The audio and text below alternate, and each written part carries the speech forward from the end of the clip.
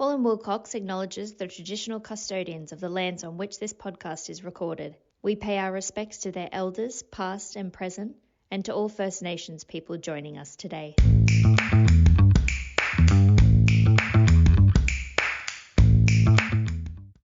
Hi everyone, and welcome to the Cultural Inclusion Podcast.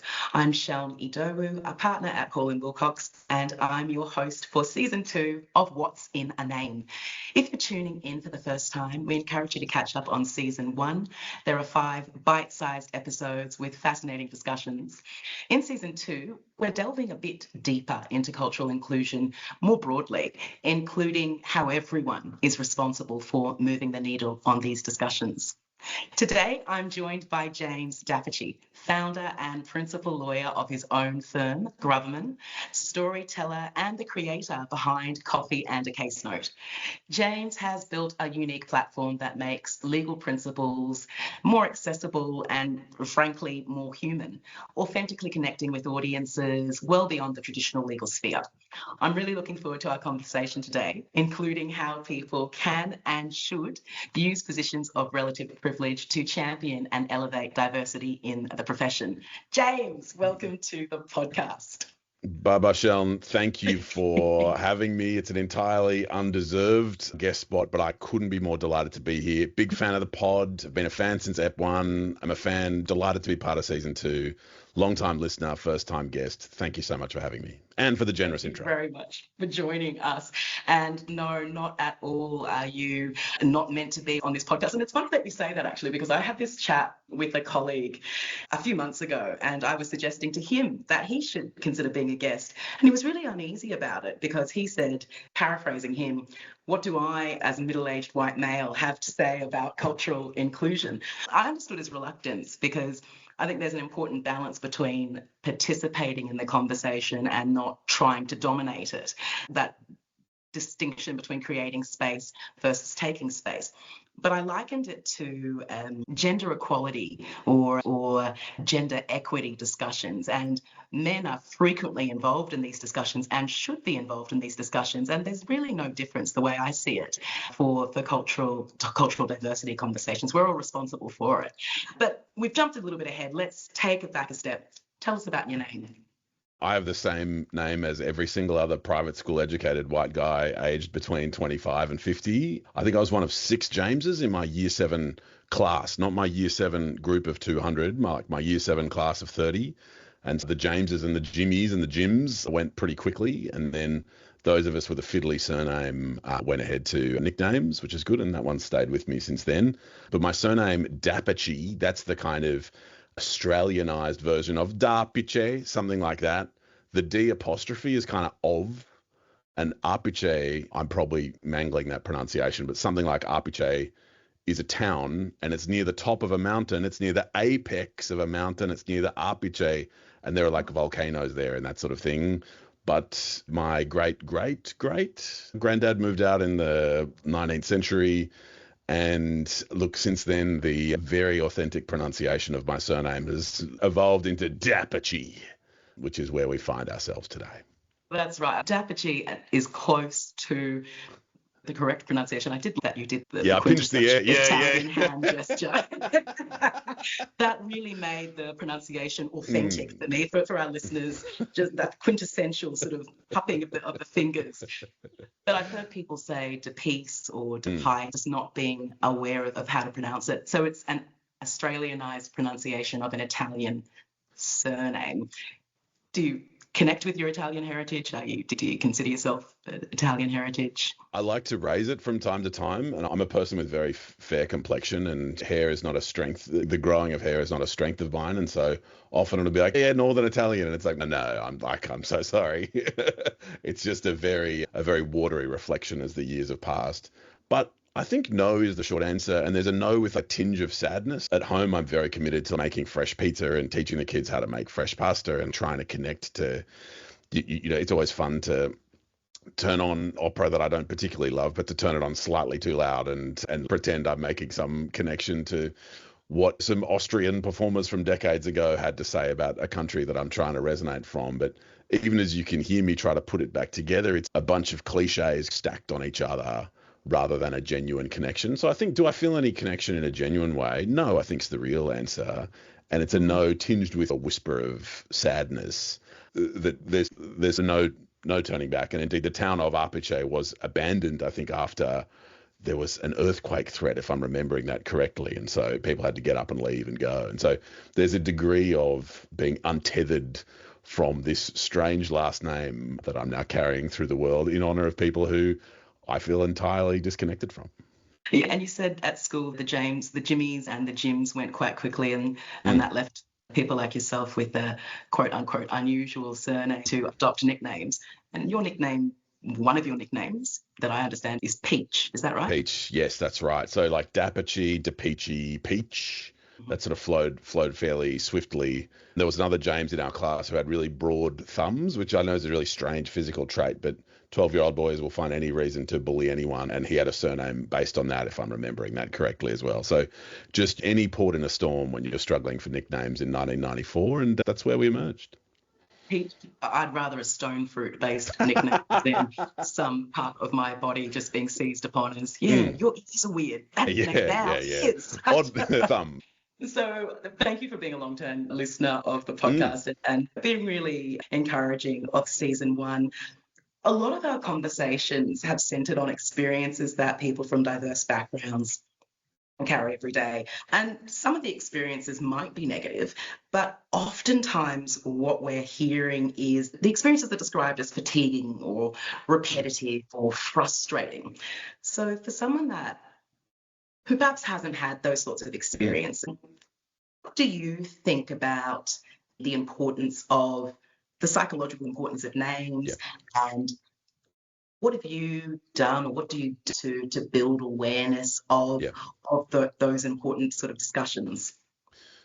This is growing up moment. So it goes without saying, we live under patriarchy, we live under white supremacy, we live under capitalism, and all of these are oppressive systems they've broken my way over the years. And every interaction I engage in under these oppressive systems is one that's going to break my way. And so there's an election I can make, and people in my position can make, to be like, things are pretty much fine, right? There might have been some problems in the past, but it looks like there's a variety of skin colors at my workplace. And look at our firm website. There's a variety of genders on our firm website. Everything must be pretty much done.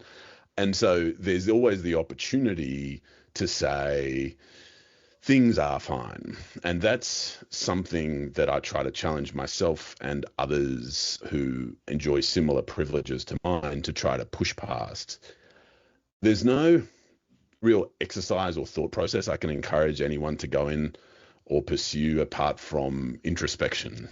And it's trying to be as engaged and be as observational as you can, and to query why you might feel extremely comfortable in certain situations, or put the almost opposite way, why there are almost no situations you feel uncomfortable in, and why you don't understand certain behaviors, and why minor little echoes through your background of why do some people behave in certain ways in relation to transport to and from places, and why do people behave certain ways in crowds, or why do people behave certain ways in workplaces, and why do people take a certain amount of time to prepare for social events? There are all sorts of things, all sorts of issues that people with my privilege can elect to look past and go, isn't that crazy? And give it no further thought.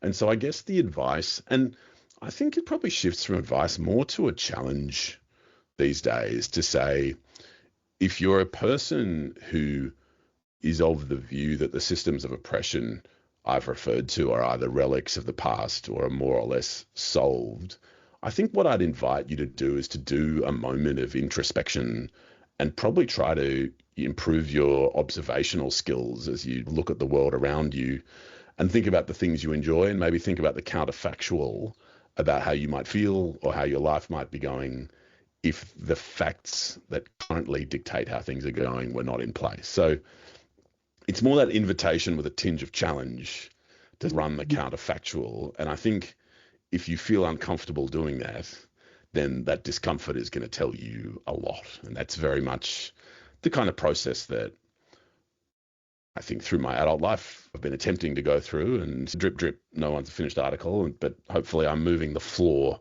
slowly. I'm not reaching towards the ceiling, but hopefully doing at least the bare minimum is very much the goal. Yeah, absolutely. And it's that self-awareness, I think, to, as you say, reflect on moving past, well, I'm not doing the wrong thing. Personally, I'm not doing the wrong thing. So I'm fine. And that shift from being well-intentioned, but perhaps inert, to actually contributing to inclusion in a meaningful way. I think well-intentioned is an interesting phrase to use, because I think it's to a degree insidious, and to a degree it excuses inaction. And so I think any person who says, oh, in my heart, I'm super nice. In my heart, I'm anti-racist. In my heart, I'm an upstander. In my heart, I'm marching. I'm an ally. There's not really, I just go to the office, in the office 3 days a week, and I work from home 2 days a week, and I look after my kids and my family, and I get them just Saturday sport, and life just goes on. There's not a lot of opportunity for me to engage in this and fight this, but I am at heart really thinking carefully about this and feeling bad about the bad bits and feeling good about the good bits. And I think there's a degree where pushing past these superficial experiences we might all have is really incumbent upon those of us who get to enjoy those experiences. And getting back to your middle-aged white male colleague who might have felt a little awkward, speaking as a middle-aged white former colleague of yours and Sheldon, there's an element where inviting the privileged person to talk about what their privilege enables them to look past. I do agree with your colleague that there's that, what value me voicing my privilege? Like, what does that do? What does that assist? And I think the only degree to which it assists is that introspection point, right? Is holding up a mirror to the benefits you take and trying to leave the society you're engaging in a better place than you found it. Yes, agreed. Because I think Cast has sparked a wide range of chats with colleagues, past, present, and perhaps future. It's really just sparked conversation, and which is what we wanted the podcast to do. And it's really interesting to me when I speak to people who are in a position of relative privilege, there's that hesitation about, well, I don't want to say the wrong thing, and I don't want to insert myself into a space that I don't belong, or maybe I'm not welcome, or is that in itself me demonstrating my privilege by thinking I need to be heard in this space? So I'll stay stum because I can be perhaps what you need is silent allyship. I'm listening to the podcast and I find it really engaging, and that's great, but I'm not going to participate or do anything further than that, lest it be taken the wrong way. But I think picking up your points, if we are trying to meaningfully contribute and not just be well-intentioned, but perhaps well-intentioned, but where does that go? Nowhere, potentially. It is about participating respectfully, or participating in these conversations in an appropriate manner, and knowing that there is scope to speak up when you see behaviour that excludes or marginalises others, or tap someone on the shoulder and say, hey, what are you doing? That's not on, or whatever it may be. A colleague was telling me this ghastly story from several years ago now about quite a senior member of the legal fraternity, I'll call it, who had this habit of, he had a junior member of his team who had a non-Anglo-Celtic first name, and he had this habit of, as a joke, changing it every single time he spoke to this junior member of the team. And the colleague that was telling me the story said he felt really uncomfortable with it, but didn't really know what to say. The junior member of the team didn't say anything, laughed along. And I said, well, you wouldn't you? If your boss is making a joke of your name, you're not going to say, hey, that makes me uncomfortable. My name is this. Can you please use my correct name? You'll just roll with it, because you don't want to seem difficult. You don't want to look like, you don't want to be called out for it with that Australian sense of, oh, come on, take a joke. But I said to this colleague, if the junior member's name had been Rebecca or something like that, you wouldn't have had the senior member going, oh, Rebecca, Beck, Reebok, Barocca, whatever your name is, and changing it day by day as just a joke, because it just, your name is Rebecca, you go by Beck or whatever it is, and so forth. So I think that just hearing that story for me was a bit of that's an opportunity to use relative privilege and positions of power to say something. There's a standard you walk past being the standard you accept that I think really is the challenge I'd issue to beneficiaries of the privilege. So it's easy to be like, oh, this is awkward. There's a person in a position of power who is doing something that violates my values. And there's an issue, I think, that in allowing that to pass, there's a problem. To me, one of my guiding principles on it's not for me to say whether I'm an ally. I really dislike that, but I'd like to be putting the blocks in place that allow some others to form that view. If they form that view, I take that as about the highest compliment I can get. But I remember an experience distinctly from 2014 where a boss of mine sidled up next to me. I was drinking. It was a drinking affair. It was late at night, and explained to me, put together a Frankenstein's monster of body parts of the non-male colleagues we had at work, of what he considered to be good and pleasing or whatever it might be. And like the initial response is like disgust and shock and these sorts of things. And so I've got a sparky enough personality that I left them in no uncertain terms as to my views. But there's a step before that, right? Which is I've created what until then was a safe space for views like that to be volunteered. And that's where there's a degree of introspection, where if you find yourself in a lot of rooms where you're hearing a lot of stuff like this, then there's a reason that people feel comfortable saying this stuff around you. And I think there's an element where, best of intentions, but my uncle's just got a few crazy views, or, but my mum's of a certain generation, or, but my colleagues, they're my bosses and I've just got to do it. And there's an element where I respect people navigating through these systems of oppression their way, and I don't want to backseat drive. But I also say that people who enjoy the kind of privileges I do are empowered by those systems. And so it is incumbent upon them and us to, at the bare minimum, self-reflect past being, I have good intentions. And I say, I think the challenge for me and people like me is to increase that bare minimum from just thinking, that's bad, into like, all right, if it is bad, then in what way are you making people with views like that feel unwelcome? Or in what way are you progressing past these systems that if you are well-intentioned, your intentions would be for them to be dismantled? Do you think that's a conversation from 2014? So that's 12, gosh, that's shocking, isn't it? 12 years ago. It's shocking to me that it is 12 years ago. Do you think that there have been improvements? This is a two-pronged question. Do you think that there have been improvements in that sphere in terms of, I don't think that sort of conversation would be openly happening now, but I don't know whether that's because the fraternity has improved or if people are just better at, better keep that one to myself and I need to make sure that I'm in the right crowd before I have those sorts of conversations. Do you think there's been improvements? My genuine answer is it's not for me to say.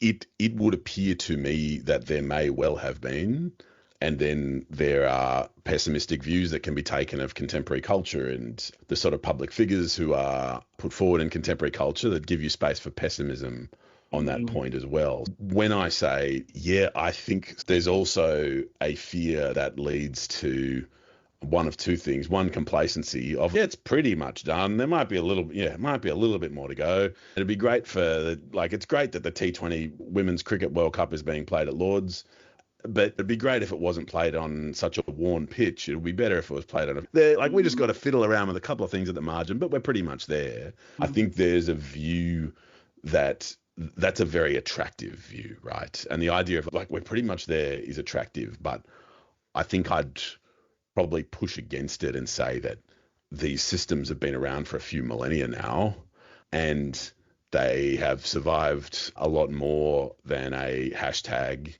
and a pandemic and a few years of and an engaging New York mayor. And I think there's vastly more to be done, especially by people who enjoy the privileges under those systems in order for progress to be made. Agreed. And if I can pick up on one other point, Sean, I'm so sorry. On this very point, I think there's the risk in relation, if we relate back to your old white cishet male colleague, who I can obviously empathize with profoundly, of what role do people like that have to play in discussions like this? The one role we have to play is mainstreamifying conversations like this, right? It's easy to be like, oh yeah, that's all marginal stuff to be dealt with by marginalized people. And so luckily got a few marginalized people. They're going to be off doing it. No wonder they care about it. They should care about it. I get why they care about it. They'll go off and solve it. They can come and report to us and let us know what we're doing wrong. And we've got good intentions. So we'll do 80% of what they do to improve. And, you know, good luck to them, best of luck to them. And that kind of otherness can come down. And I think in the context where it's mainly the responsibility of those who enjoy the privilege, and in the context where there's a risk of conversations like this becoming marginal, becoming the, oh yeah, it's the gender issues seminar. Look, let's just take an early lunch. Oh yeah, it's the cultural inclusion podcast. Let's skip ahead to the substantive law podcast. There's the opportunity to say, oh yeah, people affected by that. Of course, they've got to talk about it and that's fine. But that doesn't really affect or interest me. And I think that's the one role. That's the one, yeah, no one's free till we're all free, right? And I think that's the one thing that I'd kind of apply a gentle amount of pressure to your colleague who may well be listening to this episode to say, you have a role to say, these are important issues that I stand behind. Your face and voice lend weight to these issues. And although it's an awkward word, I was going to say mainstreamify. I'm not sure that's quite what I mean to say, but what you mean? Bring light to, sunlight being the best disinfectant. If these things are tucked away as marginal minority issues, then that's pretty likely where they're going to stay, right? Absolutely. That's right. And full credit to my colleague.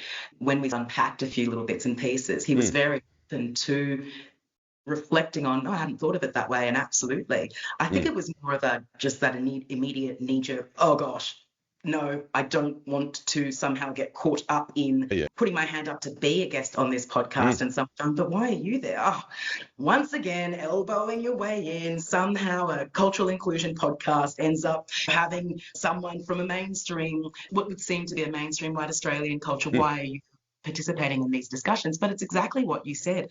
And it's something that I keep on saying to people who listen to it.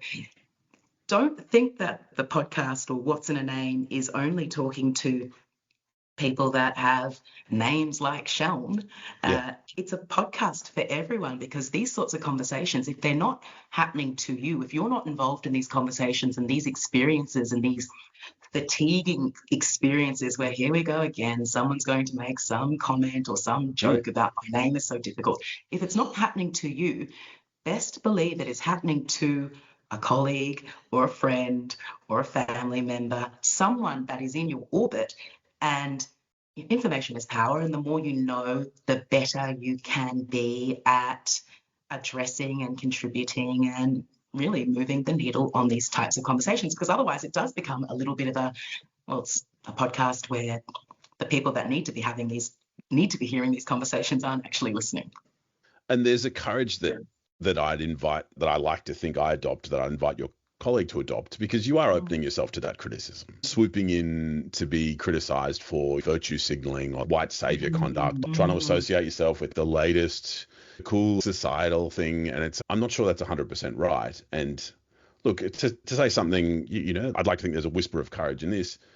I think it's pretty striking that one of the values that I'd expect a lot of law firms to share, which is anti-genocide, especially when legal tribunals, fact finders have made findings, stuff like this is going on, that there's been a reluctance to have an across the board, even description of, let alone condemnation of genocidal behavior, for fear of, in part, it being inconsistent with a desire to maintain a reputation, maybe for balance or a reputation of some kind. And so I think that's a good illustration of that sitting on the fence is not sitting on the fence, right?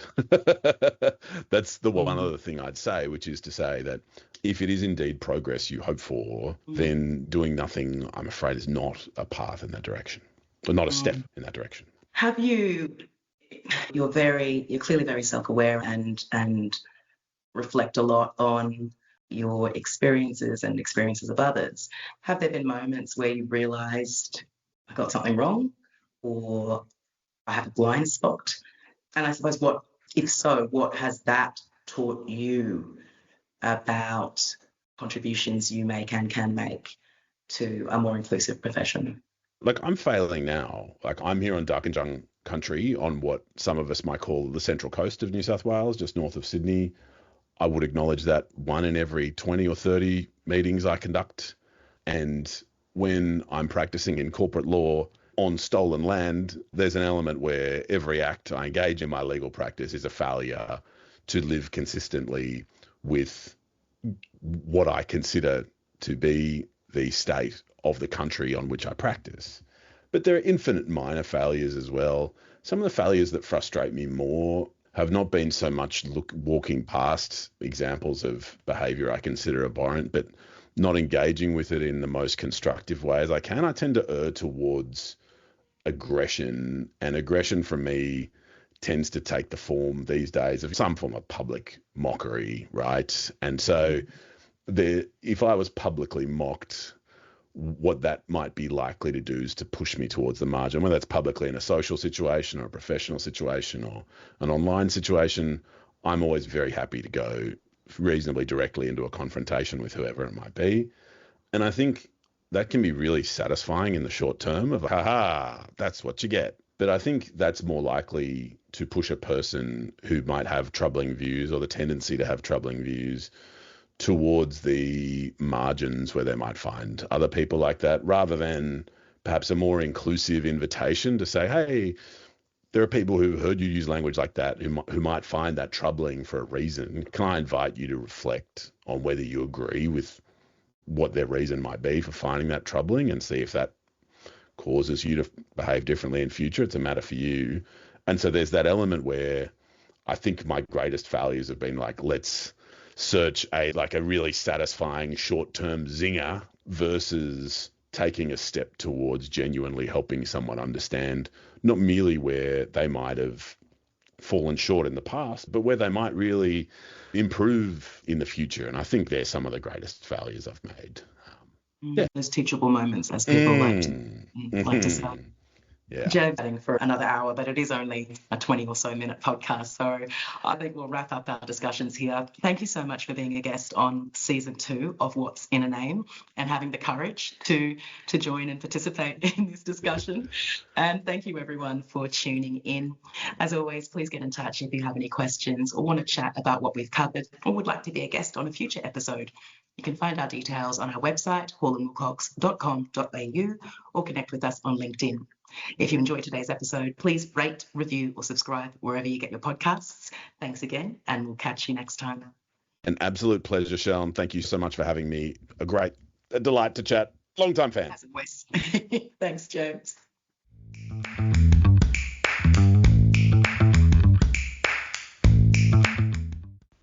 This podcast is not legal advice and should not be relied upon as such. You should always obtain legal advice about your specific circumstances.